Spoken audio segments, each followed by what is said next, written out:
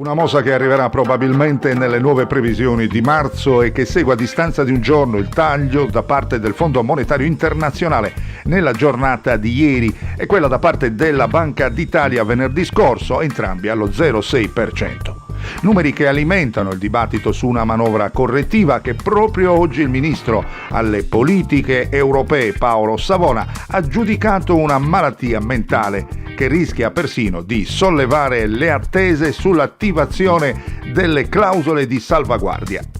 Inevitabile che a 4 mesi dalle elezioni europee la maggioranza di governo in Italia guardi come fumo negli occhi ad un simile accerchiamento da parte di istituzioni giudicate tecnocratiche, nonostante sia il frutto globale della crescita sotto i colpi dell'incognita Brexit e di quella sui dazi, col negoziato tra Stati Uniti e Cina aperto per evitare una corsa alla rappresaglia.